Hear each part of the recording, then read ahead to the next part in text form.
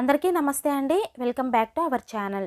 ఈరోజు వీడియోలో ఆషాఢ మాసంలో ఎటువంటి పనులు చేయాలి, ఎటువంటి పనులు చేయకూడదు, అదేవిధంగా ఆషాఢ మాసంలో వచ్చే అమావాస్య రోజున చేయకూడని పనులేంటో ఈరోజు వీడియోలో క్లియర్గా తెలుసుకుందామండి. అయితే కొత్త వాళ్ళు ఎవరైనా ఫస్ట్ టైము మన ఛానల్ని చూస్తున్నట్లయితే ఛానల్ని సబ్స్క్రైబ్ చేసుకొని పక్కనే ఉన్న బెల్ ఐకాన్ని యాక్టివేట్ చేసుకోండి. ఈ విధంగా చేయటం వలన నేను పెట్టే ప్రతి వీడియోని మీరు మిస్ కాకుండా చూడగలుగుతారండి. అదేవిధంగా వీడియో నచ్చితే కనుక తప్పకుండా లైక్ చేసి షేర్ చేయండి.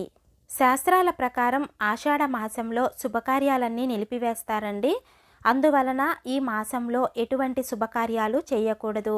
వివాహం వంటి కార్యక్రమాలను అస్సలు చేయకూడదు.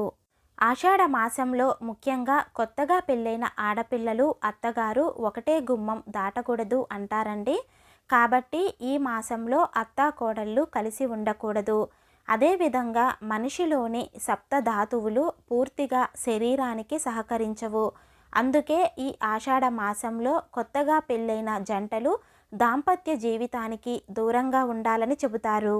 అదేవిధంగా ఈ ఆషాఢ మాసంలో స్త్రీలు గర్భం దాలిస్తే ప్రసవ సమయానికి ఎండాకాలం వస్తుంది. అలాగే స్త్రీలు గర్భం దాల్చటానికి ఈ ఆషాఢ మాసం అనుకూల సమయం కూడా కాదండి.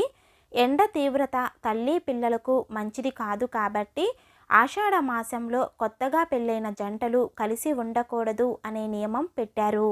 చాతుర్మాస్య దీక్షలు వ్రతాలు ఆచరించటానికి ఈ ఆషాఢ మాసము అనుకూలమైన మాసంగా చెప్పబడిందండి.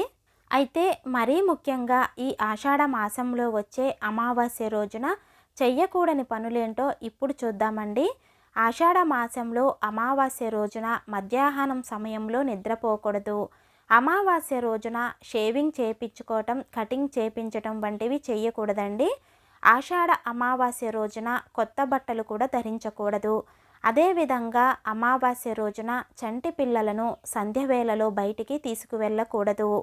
చూశారు కదండి, ఆషాఢ మాసంలో ఎటువంటి పనులు చేయాలి, ఎటువంటి పనులు చేయకూడదు, మరీ ముఖ్యంగా ఆషాఢ మాసంలో వచ్చే అమావాస్య రోజున ఎటువంటి పనులు చేయకూడదు అనే విషయాల గురించి ఈ వీడియో మీకు యూజ్ అవుతుందనే అనుకుంటున్నానండి. వీడియో నచ్చితే కనుక తప్పకుండా లైక్ చేసి షేర్ చేయండి.